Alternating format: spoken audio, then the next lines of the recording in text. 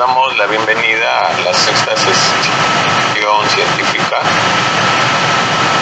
de la Sociedad Peruana de Endoscopía Ginecológica. En esta noche vamos a tocar el tema Update, manejo laparoscópico del abdomen agudo quirúrgico ginecológico. Damos pase al moderador, al doctor Paul Ramos. Colegas, bienvenidos a la sexta sesión de la Sociedad Peruana de Endoscopía Ginecológica.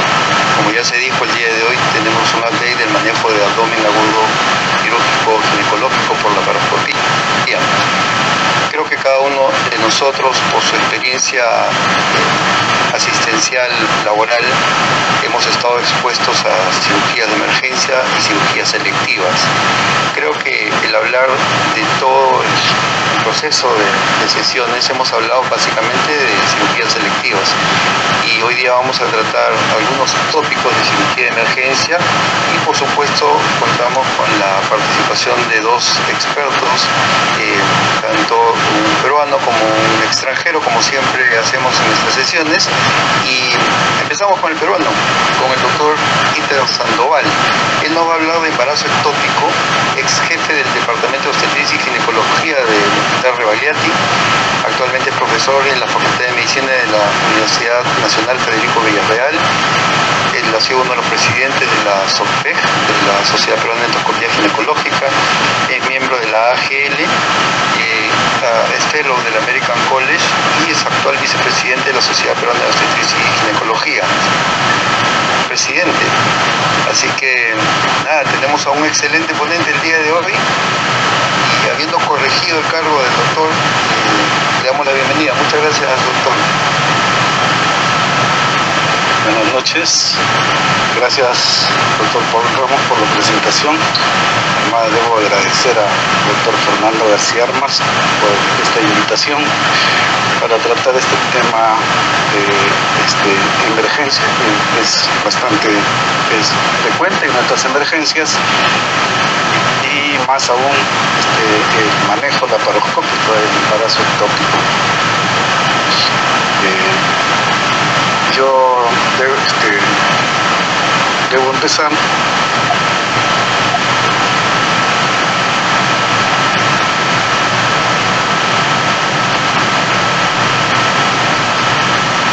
decía que debo empezar con algunas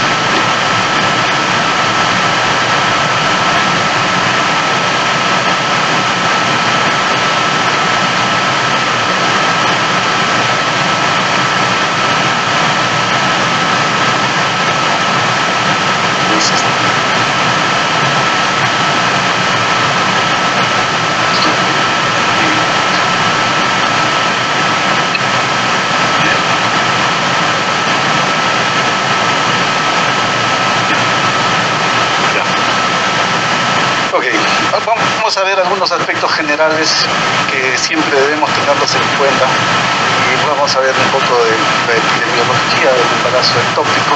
Sabemos que el embarazo ectópico ocurre cuando el óvulo fertilizado se implanta fuera de la cavidad uterina al tener dificultades en su avance normal hacia el útero. Algunos centros de prevención de enfermedades lo reportan en casi todos los papers, hasta un 2% de todos los embarazos notificados. O sea, representa el 2% de todos los embarazos notificados. Se han hecho indudablemente, como todos sabemos, mejoras en el diagnóstico y tratamiento. Sin embargo, el embarazo ectópico roto sigue siendo una causa importante de mortalidad relacionada sobre todo en el primer trimestre de embarazo.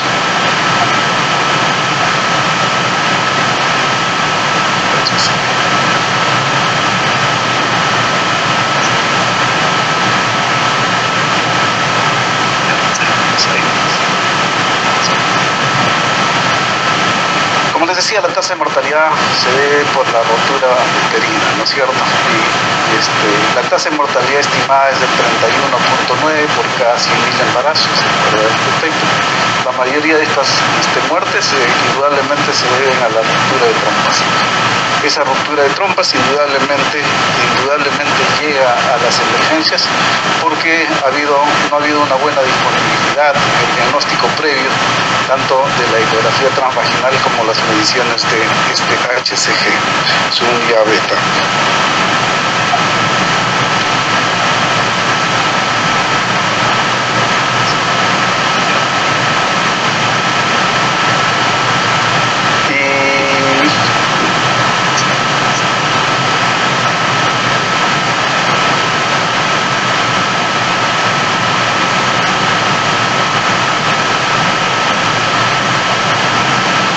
El sitio, yendo ya a la parte del embarazo ectópico y su presentación, el sitio más común de un embarazo ectópico es indudablemente la trompa de falopio, ¿no es cierto? Como vamos ahora a verlo, es la mayor presentación en porcentajes.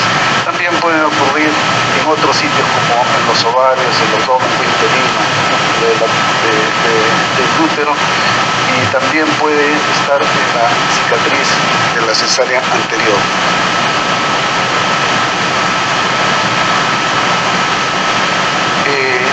Este es más o menos un cuadro que ustedes que siempre lo vamos a ver en casi todas las presentaciones que hay en todos los papers, y más para darnos cuenta y decir que la localización tubaria es del 98.3 a nivel de la tuba, de la trompa misma, y el extratubaria en el 1.7, y también no debemos olvidarnos del embarazo heterotópico.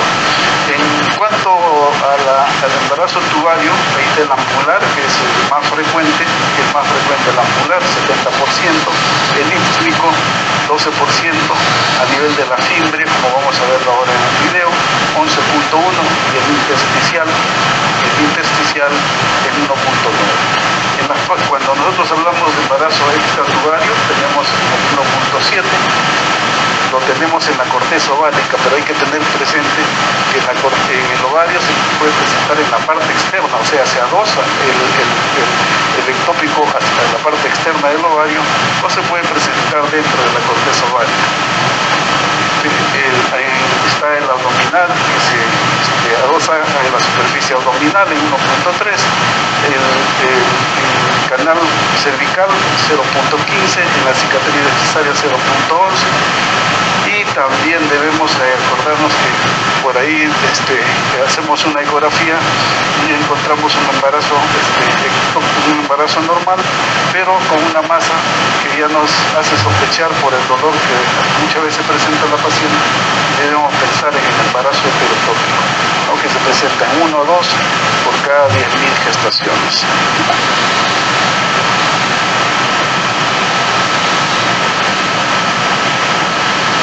Es importante pensar en los factores que pueden causar estos problemas, en factores que son responsables de la alteración que se va a producir a nivel de las trompas, ¿no? El ritmo que nosotros conocemos de la trompa, tanto para llevar al espermatozoide como para regresar al óvulo fecundado, se ve alterado por muchas causas. Esas causas pueden ser la enfermedad inflamatoria pélvica, el defecto congénito en las trompas de falopio, endometriosis, que es importante porque sabemos que interviene en la endometriosis un factor inflamatorio, que es importante porque produce, aparte de la inflamación, produce síndromes adherenciales de diferente grado. El haber tenido un embarazo ectópico antes a la paciente va a hacer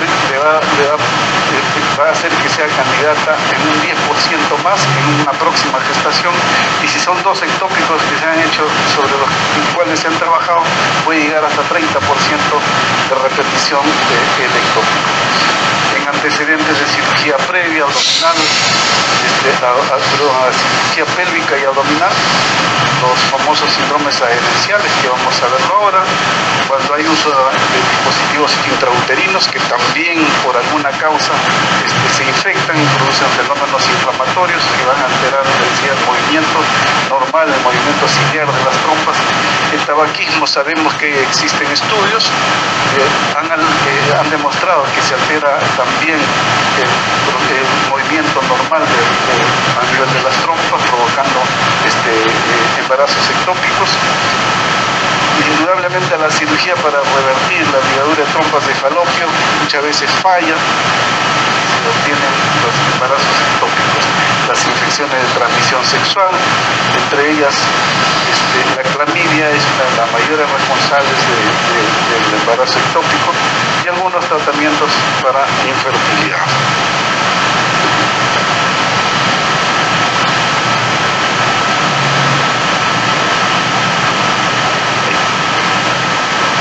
Cuando nos proponemos hacer el diagnóstico, tenemos dos parámetros importantísimos. Una es la ecografía, el uso de la ecografía y el HCG.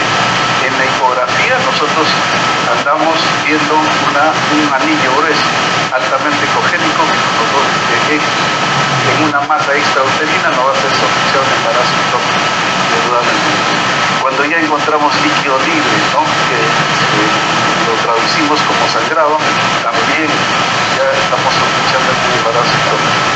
Se dice que en el 3.7% de los casos se puede visualizar embrión muy tempranamente, desde las 5 semanas, y en el 10 al 20% de los embarazos ectópicos puede visualizarse un pseudosaco intrauterino, ¿no? Este pseudosaco intrauterino a veces se confunde con una gestación inicial normal, pero para eso está el Doppler.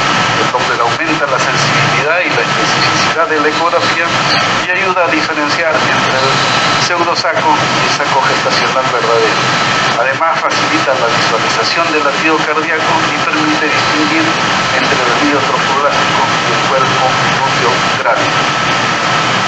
Importantísimo que esté de la mano con la HCG, ¿no? Que es, como sabemos, es un marcador biológico producido por el citoplasma, y sabemos que la beta HCG se multiplica cada 48 horas en un embarazo normal a partir del 8º día postconcepcional. Si esa tasa se detecta en menos cantidad, ya nos va sugiriendo o se estanca, como podríamos decir, ya nos va sugiriendo de un embarazo ectópico, sobre todo si se asocia con una masa extrauterina. De cualquier forma, con cifras iguales o superiores a 2.000 unidades por mililitro de HCG, se debe visualizar el saco gestacional intrauterino en la ecografía transvaginal. La progesterona nos ayuda poco también, pero nos ayuda cuando hacemos una determinación de progesterona que esté entre 15 y 25 nanogramos por mililitro, que puede ser sugestivo de embarazo ectópico o de una pérdida de la gestación, un aborto.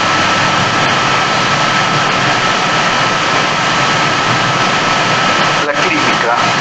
En la clínica nosotros a veces vienen pacientes que están con embarazos de 4 o 5 semanas, pero en los que todavía no hay ninguna manifestación, y algunas tardíamente empiezan a hacerse su control, porque todos sabemos que apenas la paciente dice el consultorio de cualquier ginecólogo, inmediatamente se le va a pedir una ecografía, ¿no? Una ecografía y su HCG.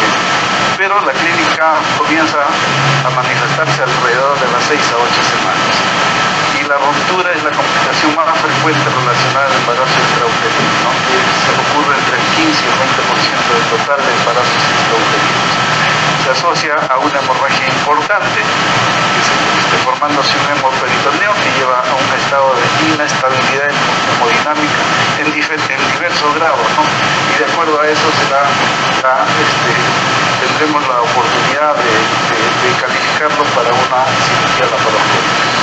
Esta complicación es una de las principales causas de mortalidad materna, ¿no? La rotura sigue siendo, ¿no?, como habíamos visto en las láminas anteriores, la es una de las principales causas de mortalidad materna en el primer trimestre de gestación, y debe ser sospechada en toda mujer en los que no haya un embarazo normal.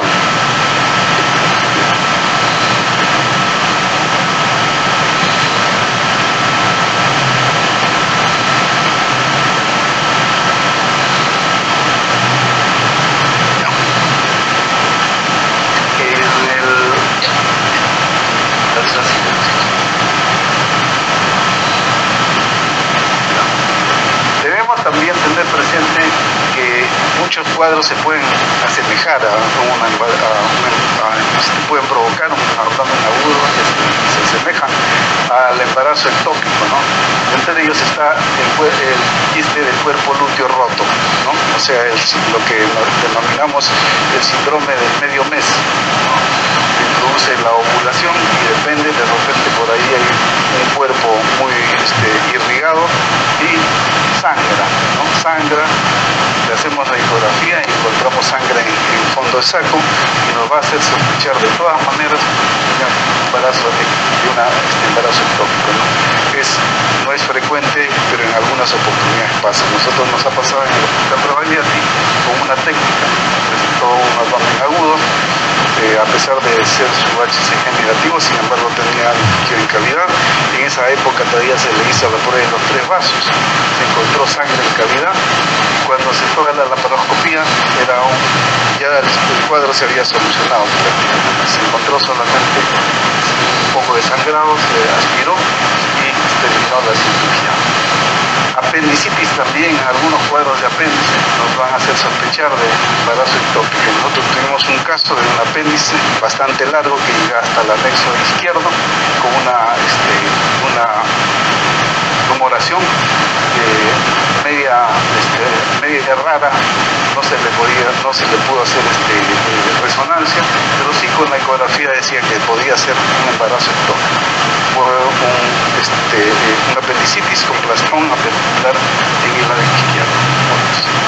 Enfermedad inflamatoria pélvica, todos hemos visto como los cuadros que produce el absceso tubo-ovárico, la listesis urinaria, que también por el dolor y la presentación de abdomen agudo nos puede hacer sospechar en parte, o puede hacernos pensar en que pueda ser un embarazo ectópico.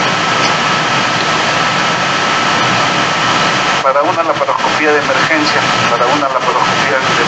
ya yéndonos a la parte quirúrgica misma, nuestro paciente debe tener estabilidad hemodinámica. Debemos tener personal especializado, contar con los recursos.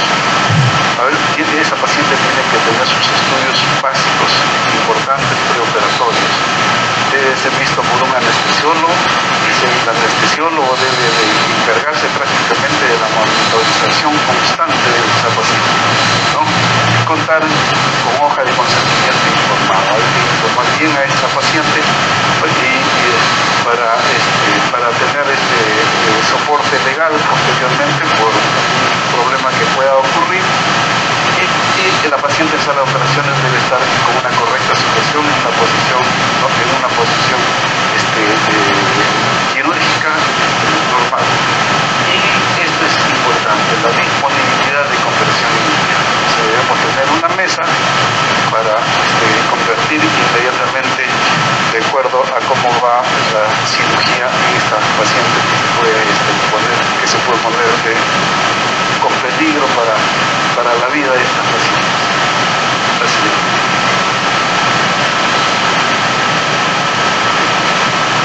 Estos son algunos cuadros pocos, lo que se debe contraindicar a la laparoscopía cuando hay una inestabilidad hemodinámica persistente. Significa que un vaso importante está sangrando, ¿no? Que a pesar de que se le administre fluidos, que se le administre sangre, esta paciente no sale de la inestabilidad. En ese caso hay que entrar con la parotomía muy urgente y hacer las ligaduras que corresponden a este cuadro. El estado de shock, indudablemente, la paciente chocada, que hay que abrirla, ya muchas oportunidades. Todos somos cirujanos, hemos tenido la oportunidad incluso de iniciar la cirugía sin anestesia de estas pacientes, ¿no? Y esa cirugía indudablemente es una laparotomía.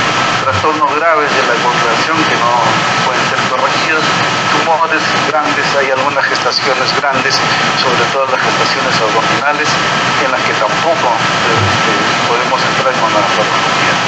Enfermedades cardiorrespiratorias severas, hay una clasificación del anestesiólogo, hasta 4, por ejemplo, en el que la vida de la paciente ya está en riesgo. Y nosotros debemos tomar una decisión quirúrgica para hacer una laparoscopía. ¿Cómo tomamos la decisión quirúrgica? Viendo el estado clínico de la paciente, calificando el estado clínico de la paciente, debemos médico, mientras más casos de este tipo de emergencia ve, más rápida de la paciente, que puede ser lo que necesita. Al preguntarle a la paciente sus deseos de preservar la fertilidad, de repente ya cumplió con su fertilidad y no quiere una cirugía conservadora, las preferencias de la mujer dentro de lo posible, la localización de la gestación para plantear estrategias terapéuticas, ¿no? Es importante, y eso nos da los exámenes de la ecografía. Por todas estas razones, por situaciones legales, es esencial disponer siempre de un buen consentimiento informado. Es muy importante tenerlo en consideración.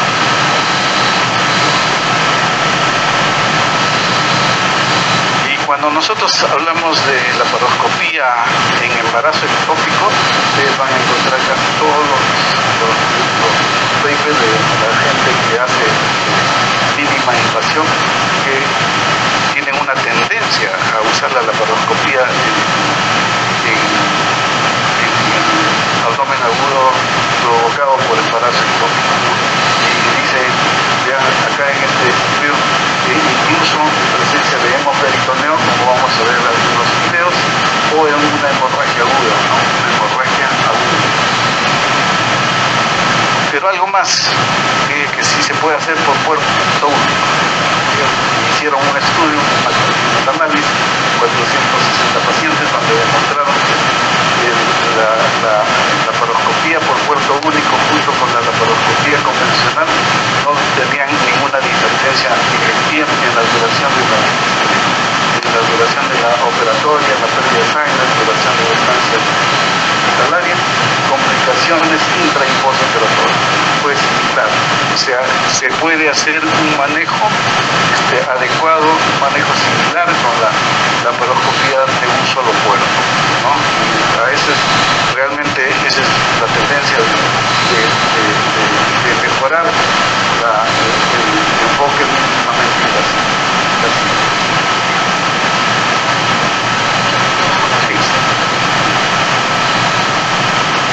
Este es un caso que fue aparatoso, tenía más de 400 centímetros de sangre en cantidad, ¿no? Una paciente de 30 años, ¿no? Hasta el borde superior hepático, se ingresa, el cuadro es espectacular porque no se avisa, se le toma las fotografías, se le toman los controles sanguíneos. Sin embargo, como había sangre, se podía manejar la paciente, se le estabilizó con fluidos, con administración de sangre. Y así, este cuadro espectacular, ingresamos, hacemos la aspiración, ya entre 5 y 6 semanas de gestación, y buscábamos nosotros dónde estaba el estómago, para tratar de inhibir si hubiese algún tipo de degradación. Bueno, en ese momento ya no había sangrado, solamente continuamos haciendo la aspiración y empezamos a buscar de dónde era un embarazo abortado, ¿no? Se abortó, se observó la tibia bien, y esta es la tibia derecha, la que abortó, y ya no sangraba. Hicimos el seguimiento durante 15 minutos, no había ningún tipo de sangrado, de todas maneras ingresó a observación, durante 2 o 3 horas la paciente no sangraba y se fue de alta al día siguiente en buenas condiciones. Después lo perdimos, no sabemos. Ya, gracias.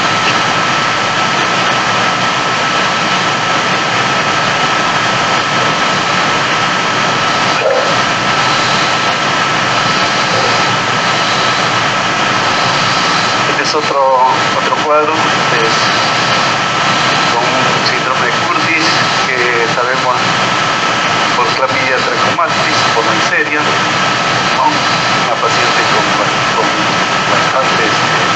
bastantes adherencias, total abdominales.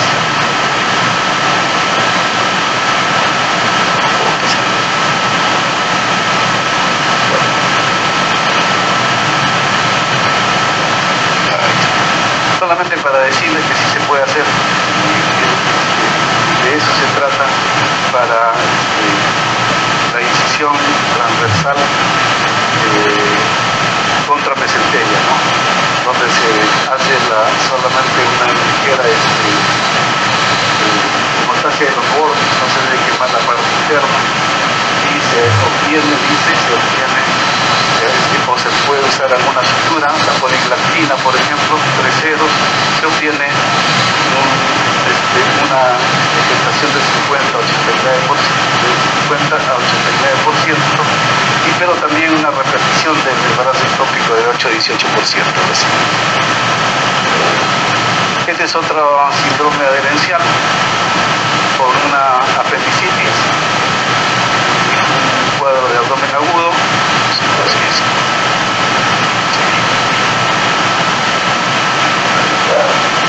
por un cuadro de embarazo. En esta paciente lo que estamos haciendo es una salpingectomía que la hicimos para poder ver que sí se podía hacer con mano polar, se dice íntegramente con mano polar. Es una salpingectomía y se fijó el ovario con un punto para que no esté suelto, para que no produzca síndrome de dolor pélvico. Se puso un punto con Micrin.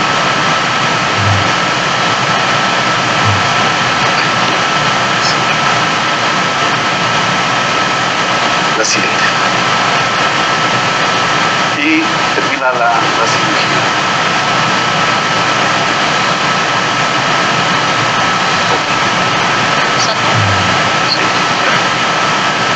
Este es un caso bonito de un embarazo ovárico. Hizo también cuadro agudo, embarazo ovárico, intraovárico. Es una incisión longitudinal en el ovario, se jala todo el saco gestacional, se retira el saco gestacional. Vean ustedes terminante que encontramos un saco gestacional bien formado, que al momento de prenderlo no provocaba ningún tipo de sangrado a nivel del ovario. Se hizo la revisión, se hizo una pequeña hemostasia para no seguir malogrando el ovario de esta paciente.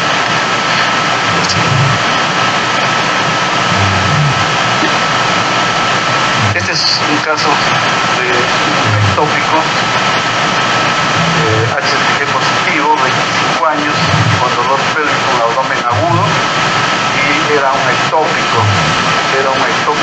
toda esta es la trompa, era un ectópico de 7 semanas, torcido, tenía 4 torsiones, en la cual se ingresó, se hizo la extirpación de toda la trompa, cuidando el ovario,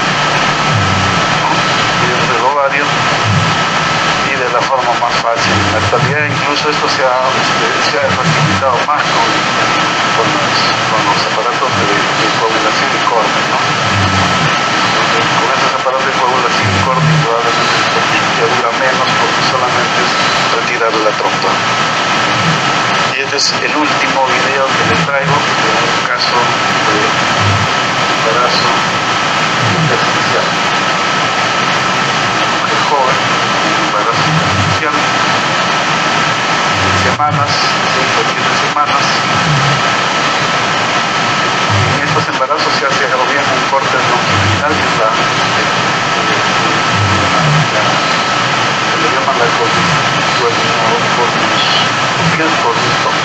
colpostomía o la resección del cuerno. Nosotros optamos por la resección del cuerno porque en estos casos de colpostomía los pacientes se queda mucho tejido trofoblástico y después hacen las adiciones de HCG y hay que darle adicionalmente metocalzal. En cambio, cuando nosotros hemos hecho 2 o 3 casos de estos, se puede retirar toda la gestación, todas las membranas correspondientes a la gestación, y estas pacientes van bien, se pone un punto. Muchos dicen, bueno, en la literatura está escrito que como está afectado a todo el cuerno, su próxima gestación puede haber rotura fibra uterina. Por eso se aconseja que cuando se hace la resección del cuerno se den 2 o 3 planos en esa parte, ¿no? Eso ya está visto. Y también cuando uno hace, le digo lo contrario, cuando hace solamente la cornutomía, hay mucho tejido dental que entonces mejores para nosotros, al menos mejor era recuperar todo el cuerpo. Y teníamos la posibilidad, decíamos, como la trompa queda entera, después la segunda oportunidad de captar esta trompa. No lo llegamos a hacer porque estas pacientes se pierden y por seguro no regresan, ya están bien y no regresan. Así. Acá se puso 2 puntos. Y estas son las conclusiones de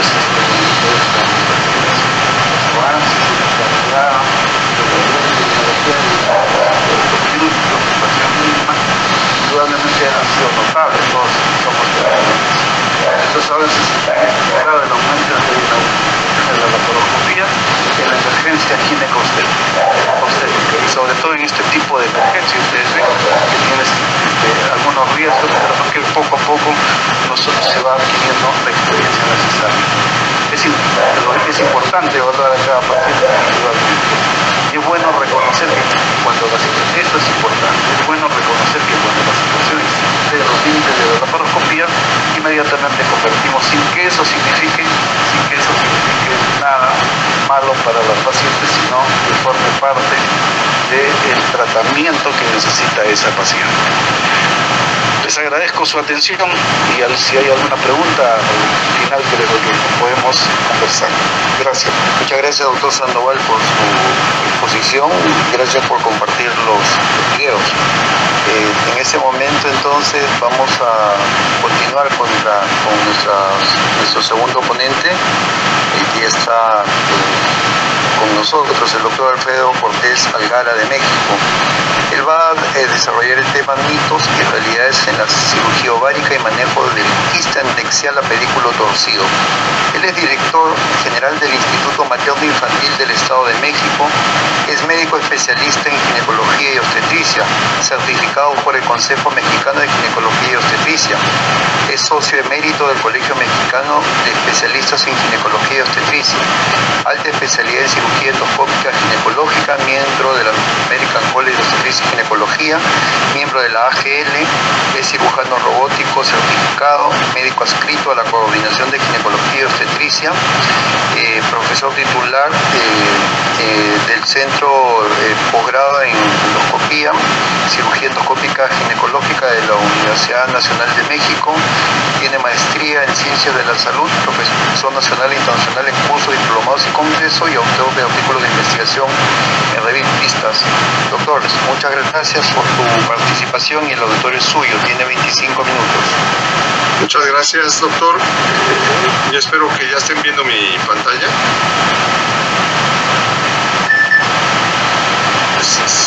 ¿Sí me escuchan? ¿Sí ven mi pantalla? Sí, doctor. Ok, entonces iniciamos. Bueno, primero que nada quiero agradecer a la Sociedad Peruana de Endoscopía Ginecológica la oportunidad de participar en esta sesión y especialmente a mi amigo el doctor Alejandro Meix y a todos ustedes por su presencia. El tema central es un update acerca de emergencias de abdomen agudo de origen ginecológico y quiero yo como antecedente a esta plática decirles que yo he sido partícipe en algunos de esos congresos que ustedes han tenido, sobre todo el primero que tuvieron en el que invitaron al doctor Harry Rich, en el que tuve la oportunidad de convivir y que ya nos conocíamos de tiempo atrás con el doctor Alejandro Meix y con el doctor Campuzano de Ecuador. ¿Sí? Pero bien, entrando en tema, quiero mencionarles que los objetivos de esta presentación son básicamente dos. Laparoscopía como abordaje seguro en masas anexiales, de las cuales sabemos ya que constituye el estándar de oro en el manejo de una lesión anexial, ¿sí?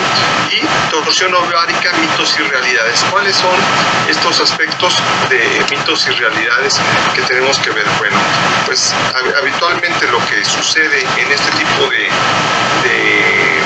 patología es poco frecuente, y aquí vamos a tomar toda la evidencia que hay científica de cómo lo debemos de manejar, ¿sí? Ese es lo que vamos a utilizar. Vamos a iniciar teniendo un marco de referencia acerca de la seguridad del uso de la laparoscopía en estos temas. Es importante entonces tomar en consideración que en general la cirugía ovárica ocupa el tercer lugar dentro de la cirugía ginecológica. Generalmente los países latinoamericanos no llevamos una estadística muy adecuada de nuestros casos, y eso se traduce como la falta de publicación por parte de casi todos los latinoamericanos en revistas de JCR. Es importante el estimular el que se haga una buena base de datos de nuestros casos. Tenemos casos sumamente interesantes, y yo creo que podríamos ser una potencia si empezáramos a documentarlos y a publicarlos. En los Estados Unidos nosotros vemos que ellos, que llevan una buena estadística, ellos hablan que el riesgo que tiene una mujer de tener alguna patología anexial es del 5 al 10% a lo largo de su vida. Esto según publicaciones de los institutos nacionales. De tal forma que esto hace que sea una de las causas por las que nosotros vamos a tener que actuar, y la manera de actuar en estos casos generalmente va a depender de algunas variables. Estas variables son su etiología de la masa anexial, su localización, sus características, ¿sí? Y el deseo de tener o no fertilidad. Eso nos va a permitir tener tres posibilidades. Uno, ver los casos en los que debe de haber un manejo expectante, ver los casos en los que hay una vigilancia más continua, y ver los casos que son quirúrgicos. En todos estos casos es de importancia muy trascendente la evaluación preoperatoria. Esto es quizás lo que tenga mayor relevancia para el manejo.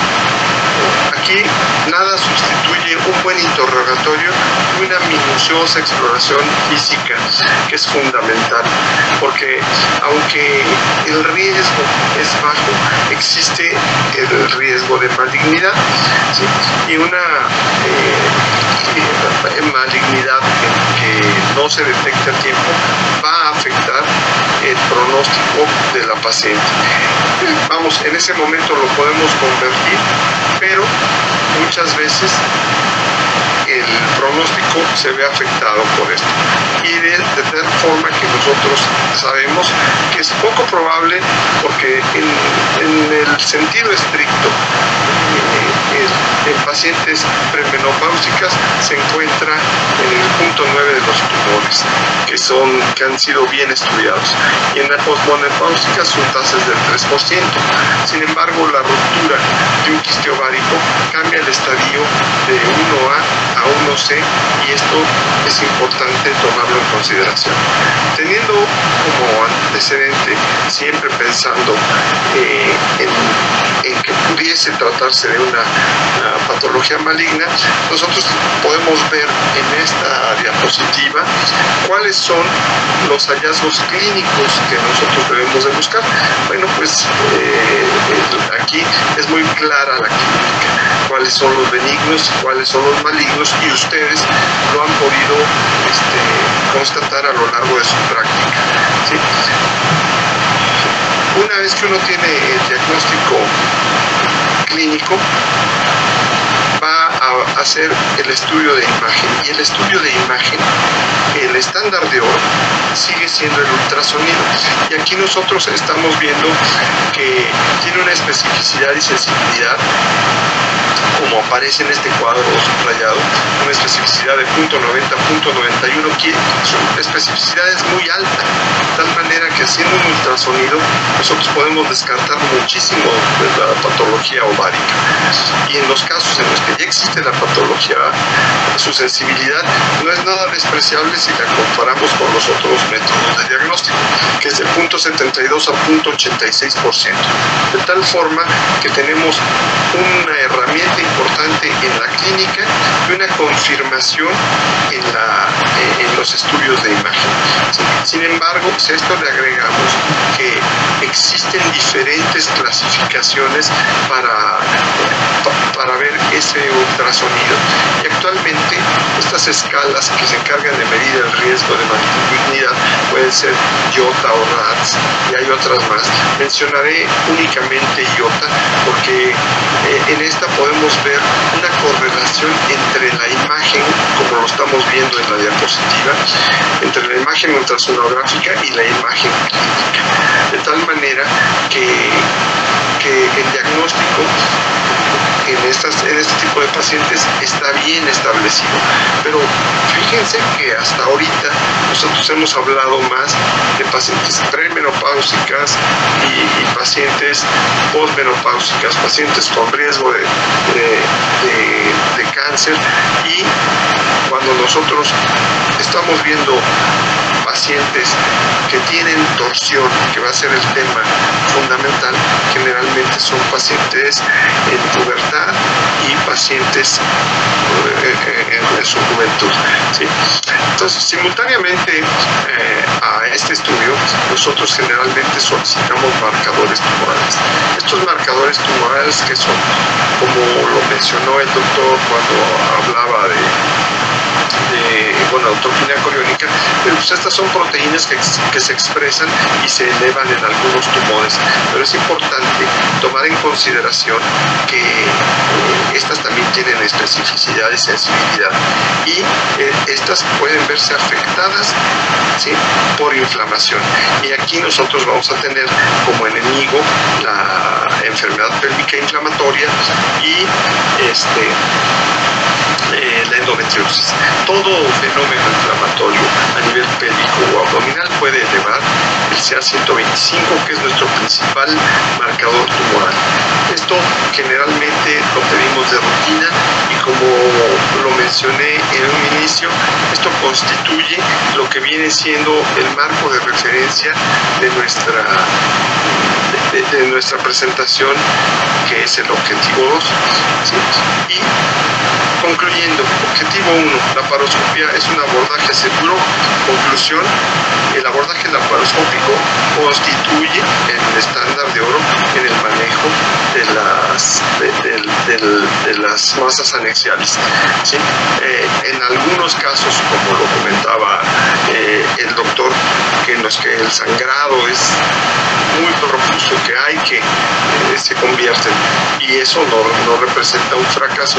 Sin embargo, sabemos que esto, en el caso que nos toca tratar, que es torsión ovárica, no es lo común, ¿sí? Entonces, cuando nosotros iniciamos ya la plática de lo que es la torsión ovárica, nosotros vemos que es muy común a nivel privado, sobre todo, yo les puedo dar la experiencia de mi país, en la cual llega una paciente en la pubertad o en la juventud con dolor abdominal, la empiezan a estudiar. Si entre los hallazgos aparece un quiste de ovario, entonces ahí aparece la probable torsión de un quiste de ovario como causa del dolor. Es muy importante estudiarla muy bien, porque muchas veces la paciente llegó con dolor, se opera y sale y sigue teniendo el dolor. ¿Por qué? Porque no fue interrogada en una forma más minuciosa. minuciosa y su revisión tampoco lo fue. Entonces, aquí es importante tomar en consideración algunos aspectos que son fundamentales en esto, ¿sí?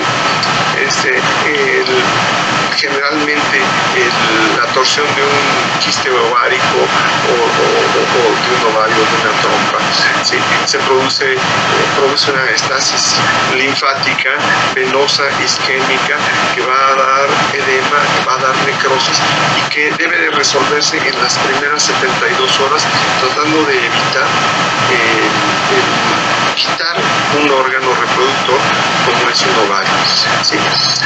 Cuando vemos esto, vemos nuestras estadísticas, vemos que la incidencia la reportan como desconocida, ¿sí? O sea, no sabemos cuántos realmente están torcidos y que han tenido esta, ¿sí? Y representa un aproximado del 2.7 de la cirugía ovárica de emergencia, es decir, de los casos que se han estudiado y que realmente se ha confirmado que era una torsión ovárica, solo el 2.7 de todos los que entraron con ese diagnóstico, ¿sí? Generalmente afecta a mujeres en la pubertad y en la juventud, y para que exista una torsión debe de ser una masa mayor de 5 centímetros, ¿sí? Que en la mayoría de los casos las pacientes no sabían que la tenían y que frecuentemente es benigna. Por lo anterior, resumo, la afectación es en mujeres en pubertad y juventud, naturaleza benigna. Y aquí esto nos va a dar la primera controversia, por eso se llama mitos y realidades. ¿Voy a hacer un manejo conservador o voy a hacer oforectomía? Y aquí vienen los primeros dilemas. ¿Por qué? Porque estamos hablando de mujeres muy jóvenes que muchas veces ni siquiera se han embarazado. Y entonces el hacer oforectomía pudiera ser muy agresivo. El no hacerla pudiera ser también el enviar trombos, pero además tener toda la cuestión isquémica que con toda la liberación de proteínas proinflamatorias nos puede dar un síndrome de respuesta inflamatoria sistémica. Entonces, la idea fundamental es conocer cuál es la evidencia que tenemos acumulada, ¿sí? Y qué dice la ciencia en relación a esto. Entonces, manejo tradicional contra manejo conservador. ¿Hacemos oforectomía o conservamos quitando la torsión? ¿Sí? Las publicaciones, fíjense, las publicaciones vienen desde los 90 y desde los 90 se sugería el manejo conservador, haciendo la detorsión y la vigilancia, ¿sí? Siempre se adujo que no existía correlación entre el aspecto del anexo isquémico y la viabilidad, así como su posibilidad de tromboembolismo. Muchas veces nosotros no hacemos esto porque vemos realmente lesionado el ovario, como lo vamos a ver más adelante. Y entonces, por lo anterior, ¿cuáles serían las conclusiones que se dan en esto? Estas conclusiones son: 1. Siempre individualizar el caso. Es muy importante individualizar. La individualización del caso nos permite el tomar la mejor decisión. En cuanto al abordaje, el abordaje quedó plenamente que por sus características esto debe de ser de manejo laparoscópico, y el manejo quirúrgico, la ciencia y la evidencia avalan la detorsión siempre y cuando no hayan pasado más de 72 horas y no existe edema ni líquido inflamatorio pélvico. Es importante tener en consideración esto. Una vez que uno destuerce el quiste, ¿qué es lo que hace? Remueve el quiste, lo quita, o sea, hace el tratamiento quirúrgico, hace la quistectomía, ¿sí? y repara el ovario y vigila a la paciente, ¿sí? Hay quienes, hubo una época en la que se recomendaron el hacer un punto de fijación para que no se torciera nuevamente. Sin embargo, esto ya debido a las revisiones sistémicas que ha habido, ya no se hace, ya no se aconseja y no se recomienda en todas las revisiones sistémicas y metaanálisis que se han publicado. Entonces, la conclusión en la torsión anexial es que uno debe de tomar en consideración las características que habíamos dicho: paciente joven, paciente que no ha perdido el deseo de fertilidad, que es una patología poco frecuente, que la laparoscopía es el manejo que debe darse y que la detorsión sería la primera forma de tratarlo. Me permito aquí ponerles algunos videos. Vamos a adelantar un poquito por cuestión de tiempo.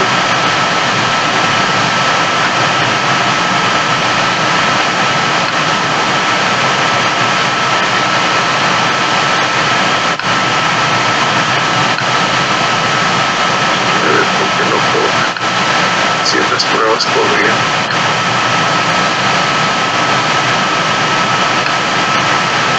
Ahí está.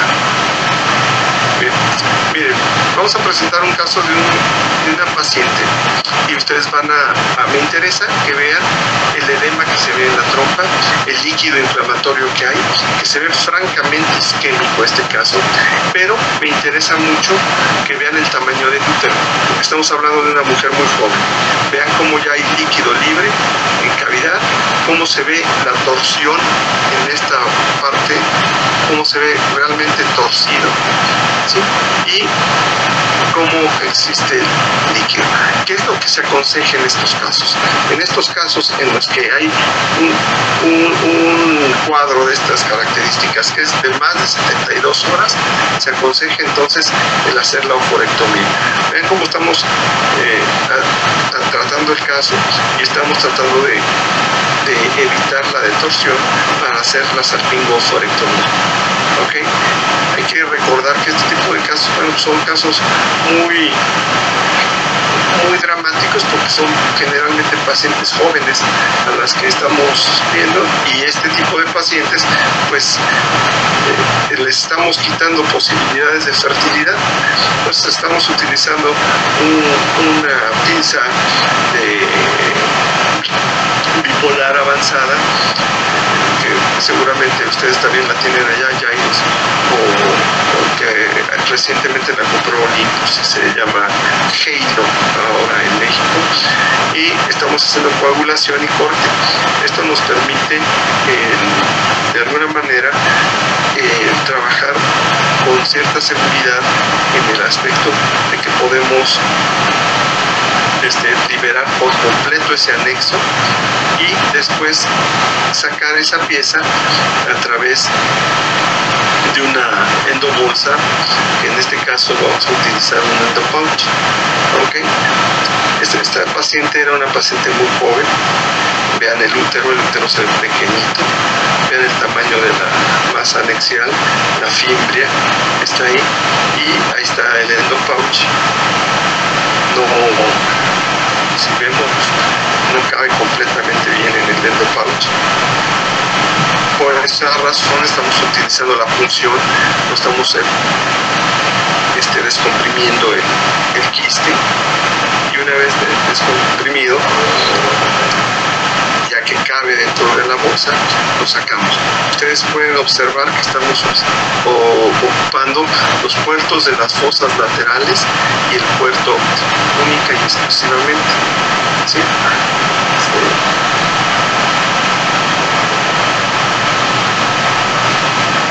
Y una vez que se logra esto, se quita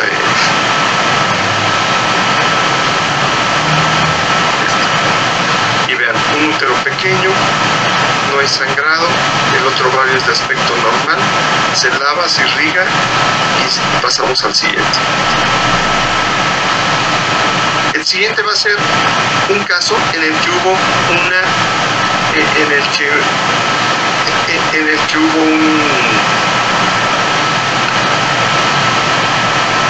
una paciente embarazada que entró por dolor. Esta paciente se diagnosticó como un quiste torcido de ovario. Cuando nosotros entramos, porque no era una paciente nuestra, nos encontramos que no se trata de un quiste torcido de ovario, sino que es una paciente que tiene un quiste paratubario.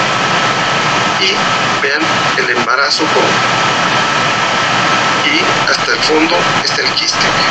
No tiene un aspecto isquémico, no se ve realmente una indicación. Sin embargo, la paciente presentaba un cuadro doloroso. El médico tratante, porque al igual que le sucede a ustedes, muchas veces aquí nos hablan para hacer abordajes laparoscópicos de pacientes que ya han sido estudiadas. Veanla, este es un caso en el que nosotros estamos tomando la pinza bipolar reusable, es una reusable, y estamos abriendo prácticamente el peritoneo para poderlo enuclear. Y esto que vamos a hacer a lo largo de esto, levantar un poquito, por cuestión del tiempo. Sabemos que el ovario debe de estar respetado, no lo hemos visto, pero las características nos hacen pensar en esto que estamos hablando. ¿Ok? Vean, por ejemplo, aquí ya está prácticamente libre, ¿sí?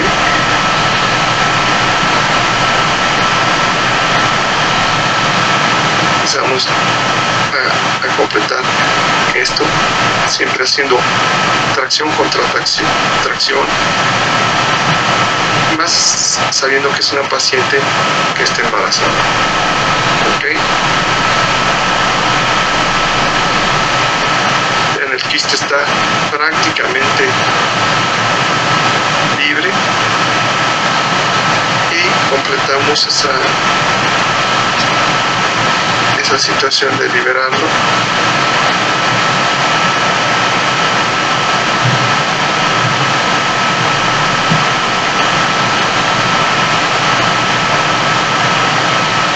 Vean, aquí está el ovario se ve normal y estamos viendo que es para ovario, ¿sí?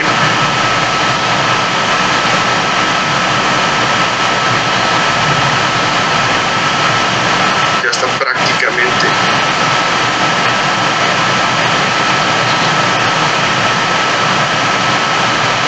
libre, y entonces vamos a tomar también la misma forma de tratarlo, que va a ser el hacer una endobolsa. Dependiendo del tipo de paciente, muchas veces nosotros utilizamos endobolsas o el sistema que les mostrábamos en la cirugía previa, que es el endopouch, y con eso nosotros generalmente vamos a obtenerlo, pero muchas veces lo podemos hacer con un guante o con un preservativo. Podemos sacar los especímenes. Aquí ya quedó, el ovario queda completamente respetado, el ligamento infundíbulo pélvico está respetado, y entonces ahora vamos a sacar la masa anexial. Volvemos a utilizar un endopouch. Vemos que si era un quiste grande también, por el tamaño de la bolsa y por el tamaño de que el quiste no cabe por completo, a pesar de que tenemos esto. ¿Sí? Cuando esto sucede, generalmente los funcionamos, caben, y entonces los sacamos. ¿Ok? Este es uno de los casos en el que sospechamos que pudo haber habido una torsión parcial. Ya vimos una torsión completa, pudo haber sido una torsión parcial, lo estamos sacando a través de la cicatriz umbilical. ya salió. ¿Ok? Y finalmente un caso, es un caso breve de detorsión de un quiste. Vean este útero y vean cómo ahí se ve la torsión, está exactamente aquí, y vean cómo se ve isquémico, pero no se ve negro como el anterior. Entonces, ¿qué es lo que se procede a hacer? Quitamos la torsión y vemos las características del quiste. ¿Sí? Y entonces ya una vez que vemos que se recupera, entonces ya procedemos a hacer el tratamiento. Prácticamente me apegué mucho al tiempo, quise darles nuestra experiencia en este tema, sobre todo con una revisión bibliográfica actual de qué es lo que debemos de hacer. Y no quisiera yo terminar sin antes dejarles una frase de un peruano célebre, alguien que me gusta leer sus novelas, y creo que como médicos en esta frase él nos dice mucho: aprender a leer es lo más importante que me ha pasado en la vida. Y creo que nosotros los médicos somos grandes lectores, no solo de medicina, sino que de otros aspectos. En lo personal, yo he leído casi la gran mayoría de las novelas de su paisano Mario Vargas Llosa. Muchísimas gracias, y si existe alguna pregunta, con mucho gusto, cuando ustedes me indican, las contestamos. Fueron exactamente los 25 minutos, 26 minutos. Muchas gracias.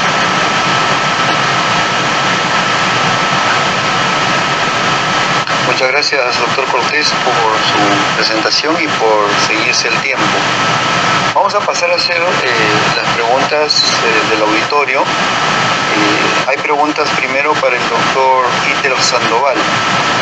Dice, doctor, en embarazo hormonal, ¿puntos continuos o puntos separados?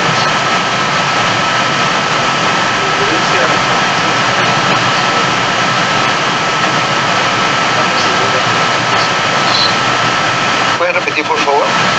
Es decir, cuando hay una decisión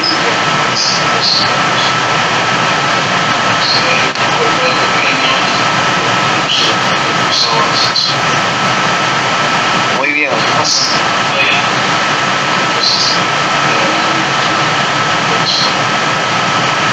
Segunda pregunta dice, ¿qué hace usted cuando hay un hemoperitoneo y no encuentra la causa del hemoperitoneo? Hay que buscar eso es parte de lo que nos consideramos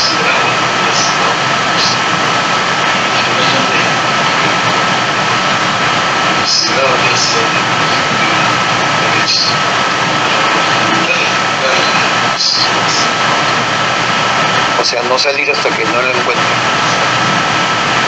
Muy bien. ¿Qué abordaje tendría en un embarazo ectópico en una paciente en un útero miomatoso de 20 centímetros con múltiples miomas subserosos? Bueno, es grande, las probablemente están distorsionadas. De todas maneras, se puede intentar hacer la cirugía porque se puede hacer primero. Muy bien.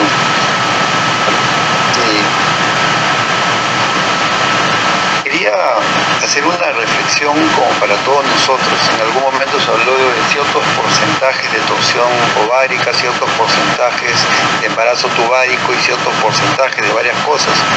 Pero para una mujer es 100% si tiene un ectópico y pierde una trompa. O es 100% si que corre peligros su ovario. Y me permitía compartir esa reflexión porque nosotros muchos también trabajamos en la docencia pregrado. Y es fundamental que nosotros enseñemos a nuestros alumnos a poder referir a las pacientes con dolor pélvico agudo, eventualmente quirúrgico, oportunamente, porque de eso depende mucho que tengamos el mejor pronóstico posible.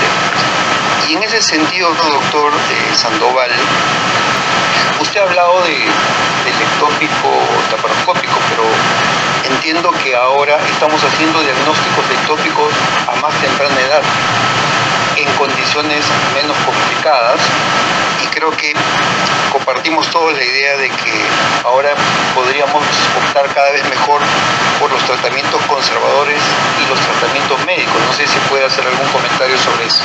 Sí, indudablemente el caso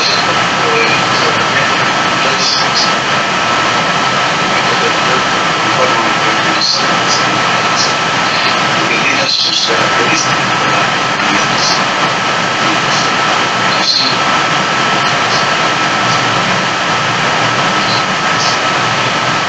Pero en algunas otras ocasiones también se hace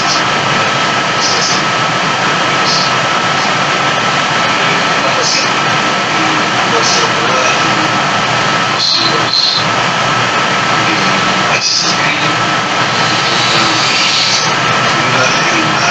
una copa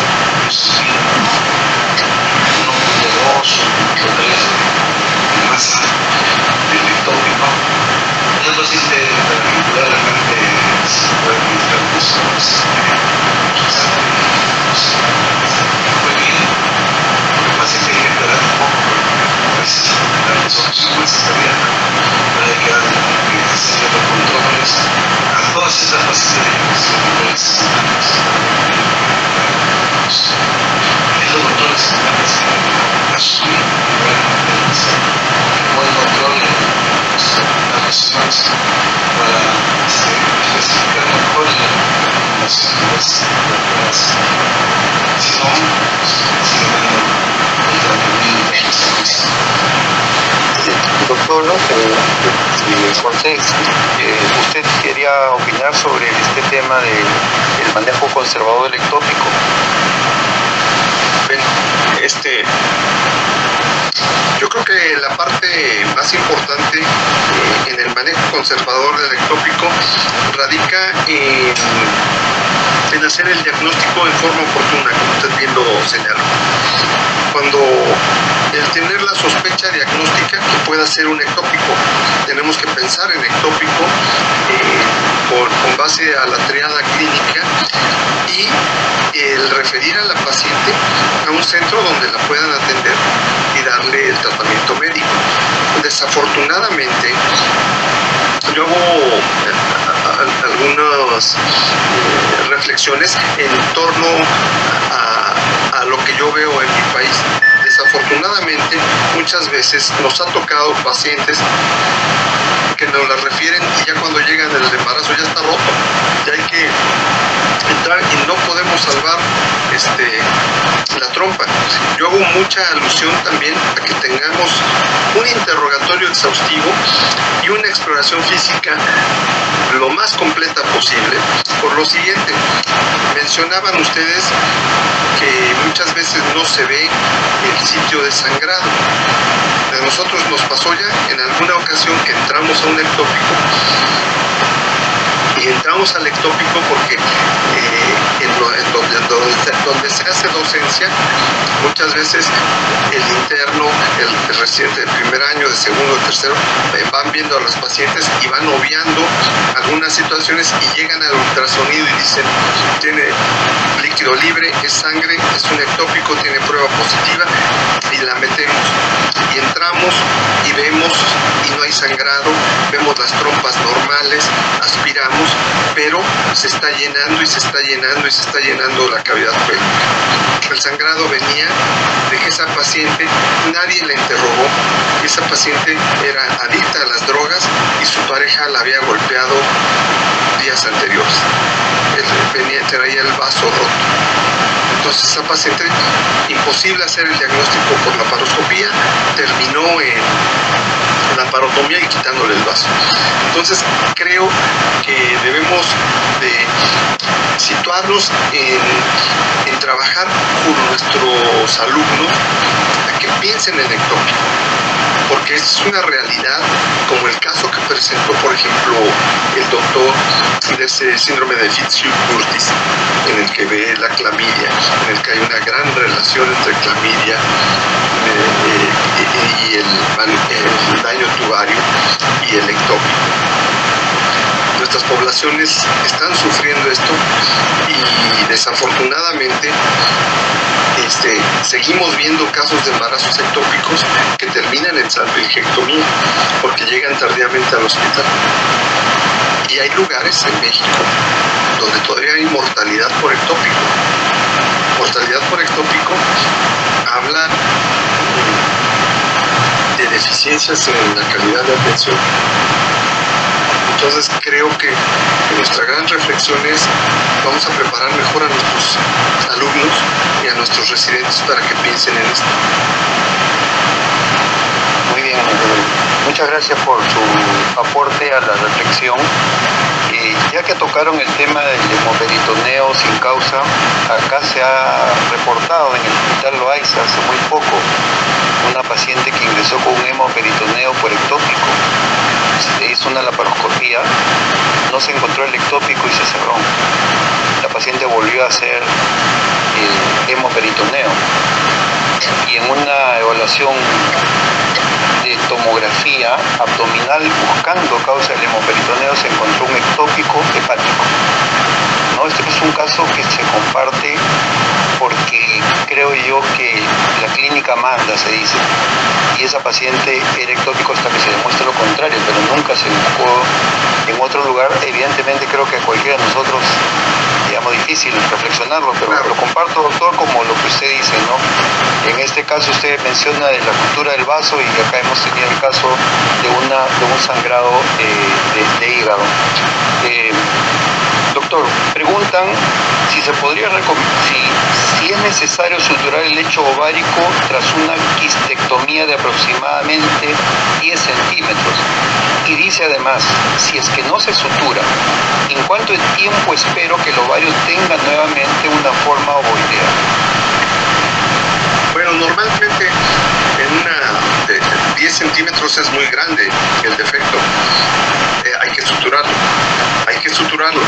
¿Y por qué? Porque de otra manera, el ovario, ustedes saben que es uno de los órganos que tienden más a hacer problemas adherenciales. Si nosotros no dejamos abierto, seguramente ahí se va a pegar y el riesgo de que tengamos, si es que se llega a ovular, si se llega a embarazar un ectópico, es grande. ¿Sí? Esa paciente le va a ir mejor si suturamos el ovario. Ahora, para sacar un quiste con una herida de 10 centímetros, es que el quiste era muy grande, demasiado grande. ¿No? Porque muchas veces uno cuando los quistes que vimos los estamos funcionando ya en la bolsa, pero si yo veo un quiste que llega a cicatriz umbilical, lo tengo que funcionar para después ya quitarlo. Por eso es por lo que una de las láminas que presenté, la reflexión era: vamos a revisar porque el riesgo de cáncer existe, y si yo rompo esa cápsula, estoy cambiando de estadio de uno a otro. Entonces el ver y ver las características de las serosas, el ver las características del epiplón, el ver las características del quiste, nos va a hablar mucho de benignidad y nos va a dar la tranquilidad de poder entrar y funcionarlo. Y aún así funcionándolo, cuando uno lo está aspirando, generalmente mete la cámara dentro del quiste para ver que no haya tampoco ninguna lesión. Pero si la lesión es de 10 centímetros, hay que suturar, no hay de otro. Interesante la pregunta porque nos hizo saltar un rato a la reflexión de la mínima invasión, pero con la certeza de que no haya cáncer. Exactamente. Si no sería mínima invasión, pero máxima difusión. Sí. Y mire, doctor, nos ha pasado que nos dicen es un quiste de 7 centímetros, entramos y es un quiste de 15, 14 centímetros y además con características de cáncer. Uno mete la cámara y ve lesiones, toma biopsia, la manda al transoperatorio y lo que iba a ser una laparoscopía termina en laparotomía con cirugía de citoreducción. Esto creo que en la actualidad no debe de suceder, y habla de que nuestros sistemas de salud están saturados y que vamos, dentro de lo humanamente posible, a veces no tenemos la capacidad de ver todos los casos. Pero si trabajamos con nuestros residentes, con nuestros estudiantes, creo que es la única forma de cambiar esa tendencia que llevamos en un crecimiento un poco, darle más orden a la enseñanza, sobre todo la enseñanza quirúrgica. No es importante saber operar, pero es más importante también saber cuándo no operar, ¿no creen? Por supuesto. De hecho, creo que una buena cirugía es equipo completo, diagnóstico completo y cirujano preparado. Exactamente, definitivamente. Volvemos un rato al ectópico. Preguntan, ¿se podría recomendar la infusión de metrotexate en un cornual menor de 6 semanas versus una resección en cuña con infusión de vasopresina? El doctor Sandoval va a responder de ti. Sí, no sé. Dice que... Dice así. Se podría recomendar la infusión de metrotexate en un cornual menor de 6 semanas versus una resección en cuña con infusión de vasopresina.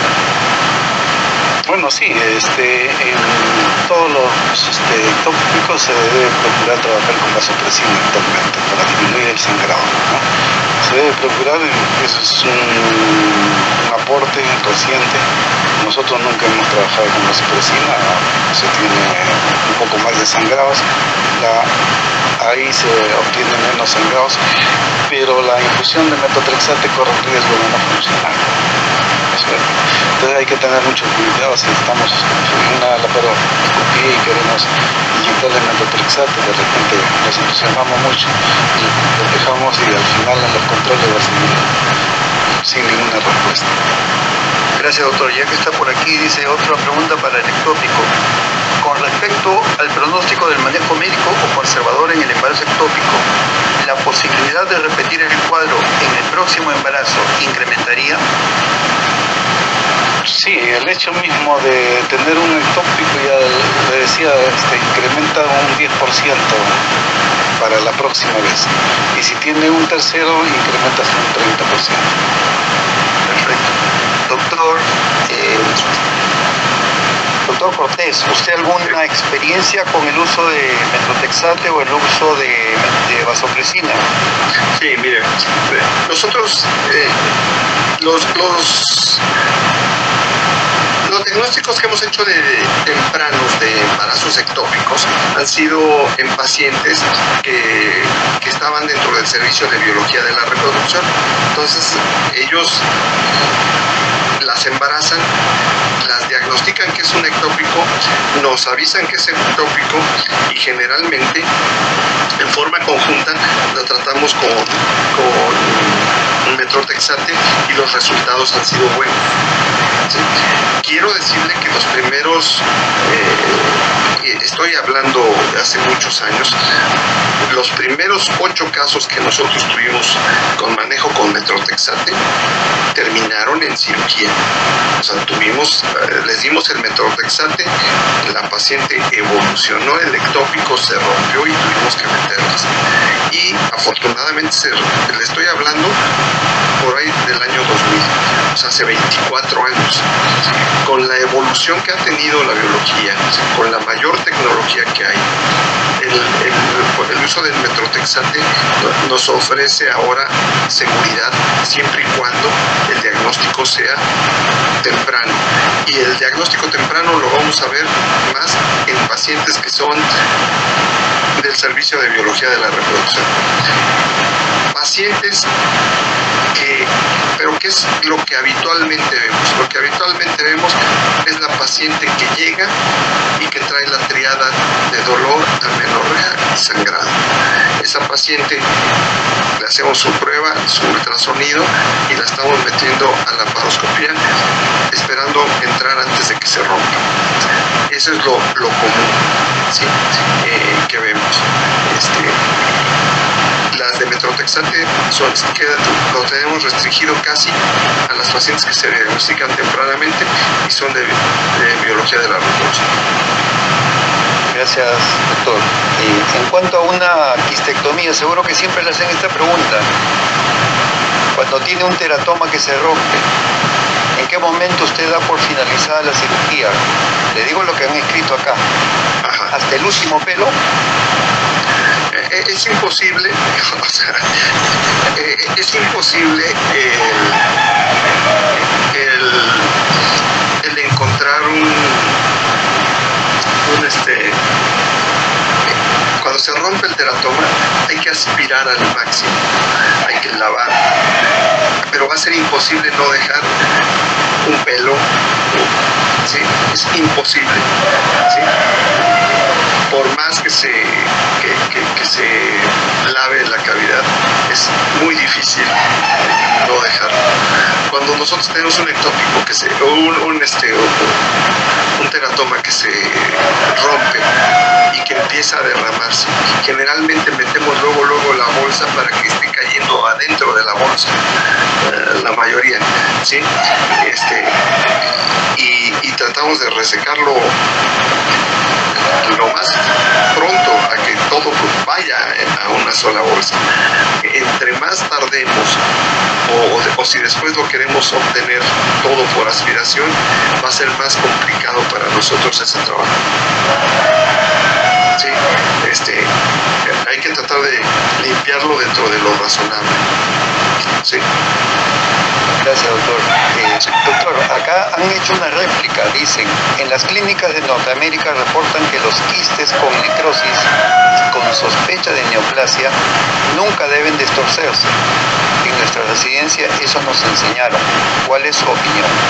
Sí, o sea, miren, mi opinión es similar a la que a mí me enseñaron en la residencia también, que si yo tenía un quiste de ovario torcido, me hicieron forectomía, aunque tuviera la paciente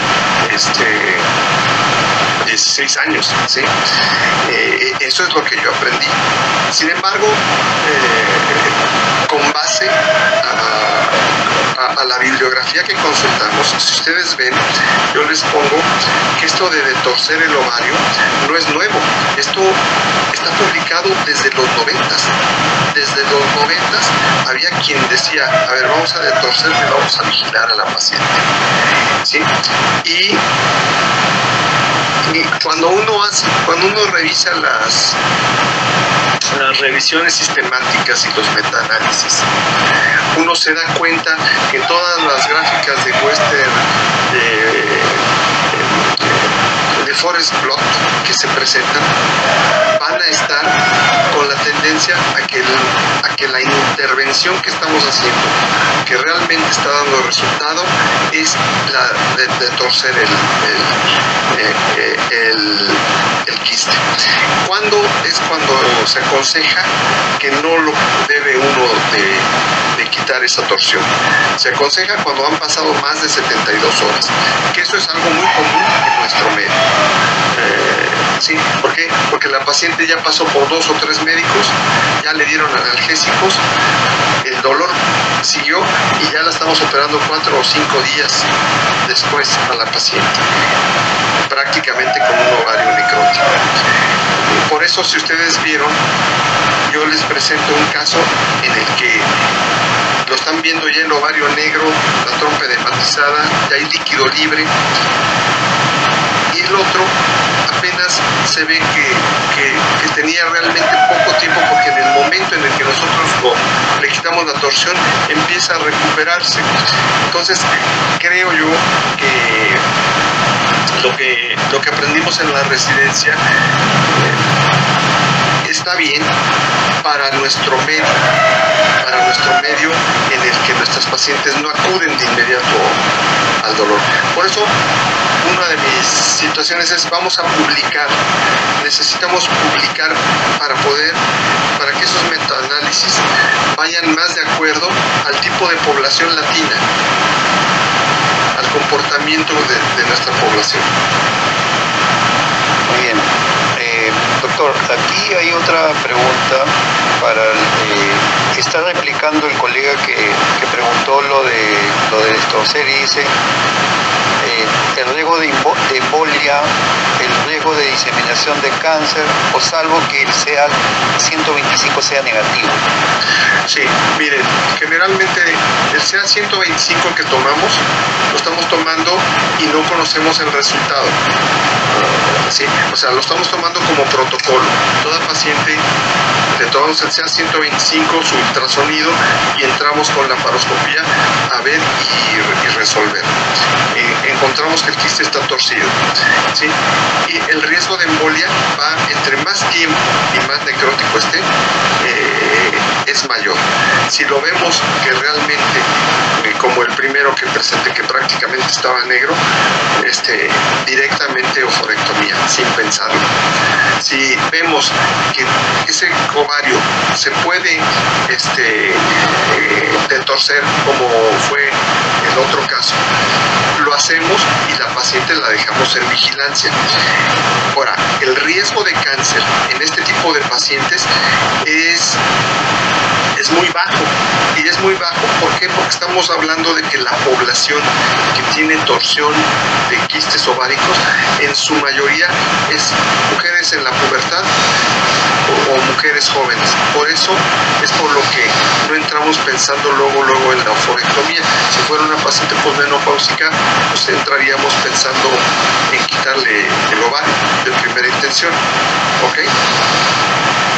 Yo creo que lo que se ha mencionado en relación al diagnóstico por imágenes en ovario, creo que es como el capítulo que tal vez no se ha presentado aquí porque hemos tratado de hacer la parte quirúrgica, pero efectivamente diagnosticar un tumor de ovario que no tenga sospechas de malignidad creo que es básico, ¿no? Y muchas veces con las imágenes se puede lograr eso, no tendríamos que esperar un CA-125, pero sí es cierto lo que dice mi colega, ¿no? Que se ha enseñado por mucho tiempo el problema del embolismo, y le agradezco bastante el énfasis que ha puesto con el diagnóstico oportuno, porque efectivamente una torsión de muchos días, efectivamente ya no habría marcha atrás, pero una torsión aguda es muy posiblemente recuperable.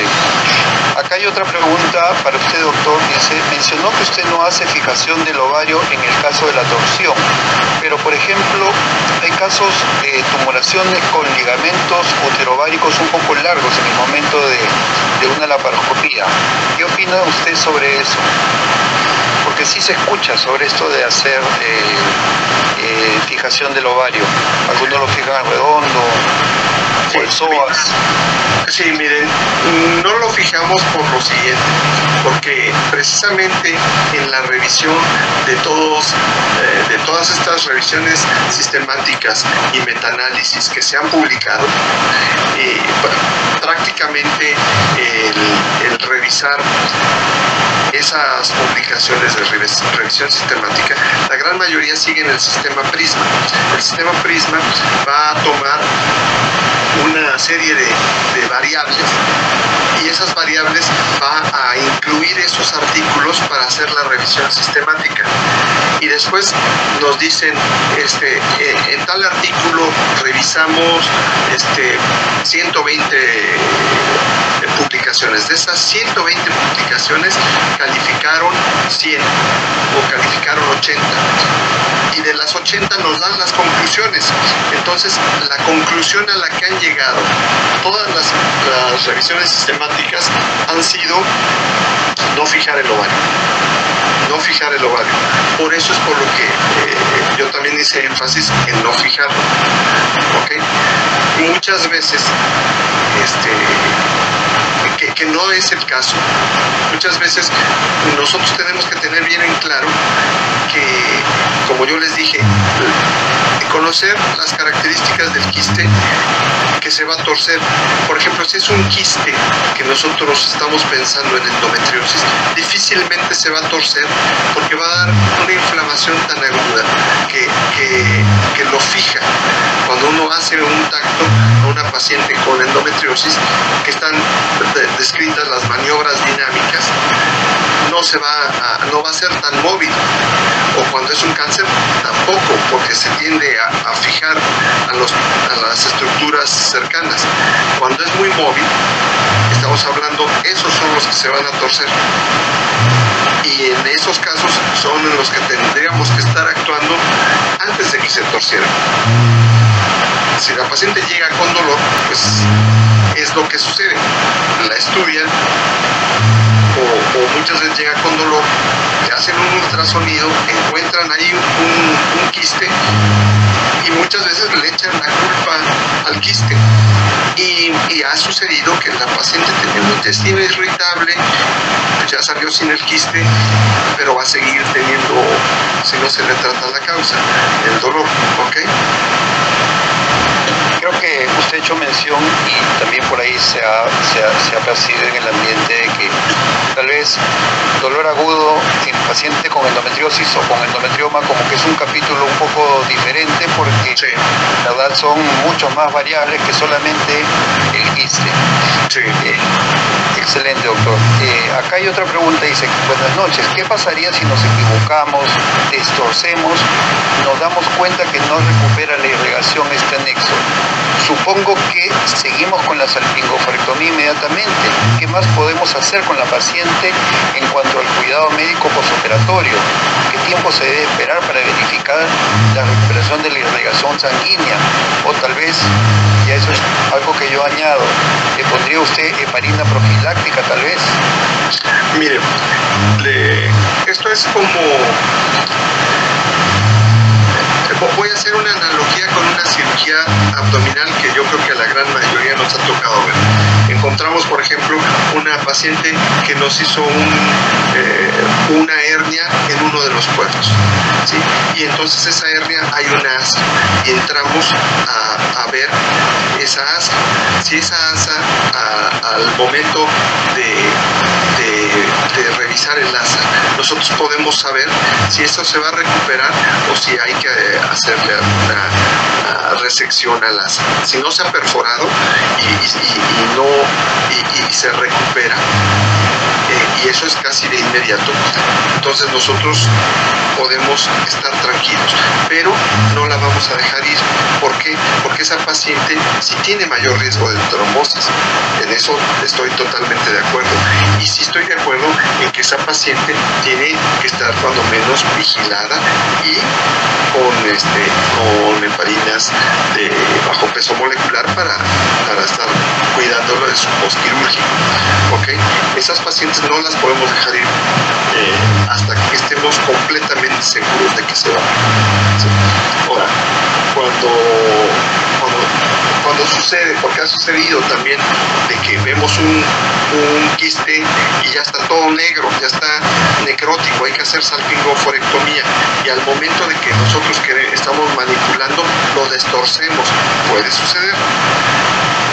Ahí en ese caso nosotros continuamos con nuestro procedimiento y el manejo para esa paciente va a ser el mismo, va a ser el vigilarla, el heparinizarla y no darla de alta hasta que estemos seguros de que la paciente se va bien. Muy bien. Doctor, volvemos a una pregunta de ectópico. Doctor, ¿alguna experiencia con ectópico de cicatriz de cesárea?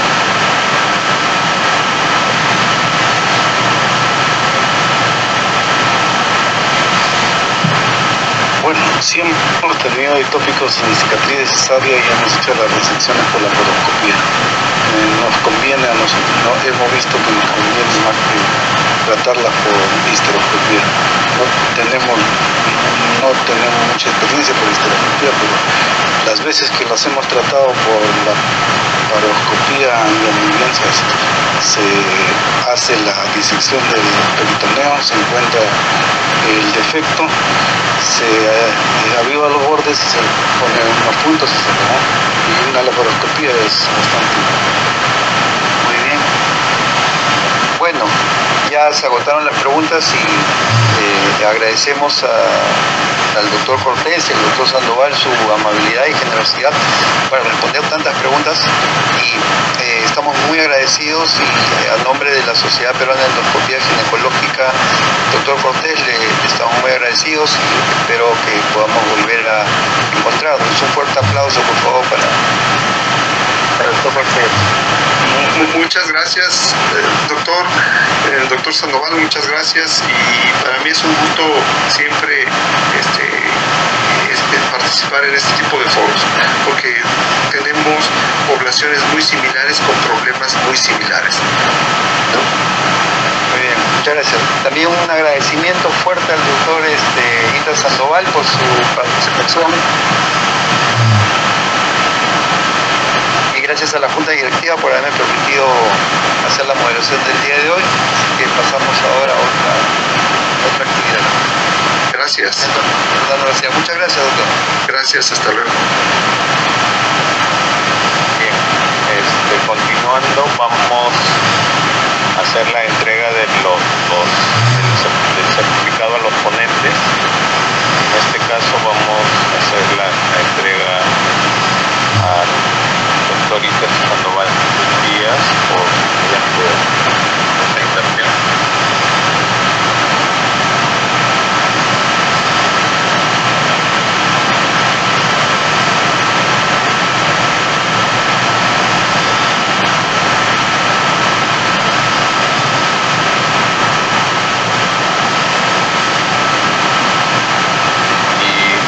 Al doctor Alfredo Cortés le haremos llegar el certificado, y gracias por todos sus conocimientos y su apoyo en esta noche que ha sido de bastante provecho para todos los integrantes de SOPE. Ahora vamos a seguir, pasamos a la doctora Serima para que haga la presentación del video ganador de nuestro primer concurso de videos de cirugía mínimamente invasiva, SOPE 2024, ¿no? Le invitamos a la doctora.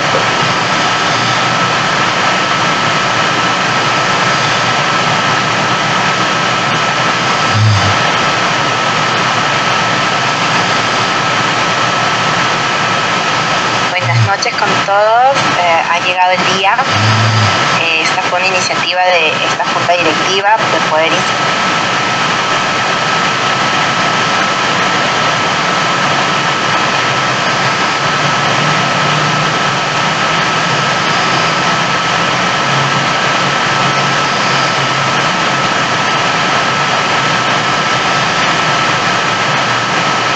Disculpen, no se escucha y se dejó de ver el video.